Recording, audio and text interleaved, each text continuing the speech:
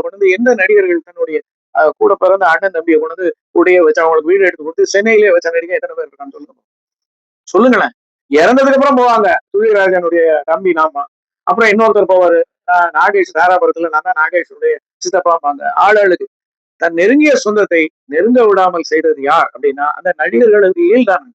குடும்பம் வந்ததுக்கு அப்புறம் அவங்களுடைய குடும்பத்தை நெருங்க விடாம செஞ்சா யார் அதுக்கு பொறுப்பு? அவங்கதான் பொறுப்பு. நடிகர்கள் கூட செஞ்சு கேள்விப்பட்டிருக்கேன். கஷ்டப்பட்ட காலத்துல நடிகர்கள் தன்னுடைய அப்பாவை வயசான காலத்துல கூட அப்பாவை கூட வச்சு அம்மாவுக்கு கூட மாட உதவியா இருந்து கடைசி வரைக்கும் தன் தாயவோ தந்தையவோ கூட வச்சிருந்த நடிகர்கள் இருக்காங்க. நடிகர்கள் மிக குறைவு, இருந்தா அபூர்வம். இன்னைக்கு நீங்க உங்களால சொல்ல முடியாது டக்குன்னு ஜெய்சங்கருடைய அப்பா யாரு அம்மா யாருன்னா அவங்க எல்லாம் பொசிஷன்ல இருந்தவங்க, நல்ல பொசிஷன்ல இருந்தவங்க. ஆனா ஏழ்மையான ஒரு கஷ்டமான ஒரு வாழ்க்கை வாழ்ந்துகிட்டு இருந்த காமெடி நடிகர் இருக்காங்க. அவங்க குடும்பம் கவுண்டமணியோட குடும்பத்துல யாரு எங்க இருக்காங்கன்னு தெரியுமா? தெரியுமா யாருக்காவது? யோகி பாபு ஃபேமிலி அண்ணன் தம்பி என்ன இருக்கான்னு தெரியாது. இது சினிமாவுடைய நன்றி கட்டத்தனம். எல்லா நடிகனும் அப்படிதான் இருப்பான். ஏதாவது கஷ்டம்னு வந்தா பணம் கொடுத்து ஒதுக்கிடுவான்.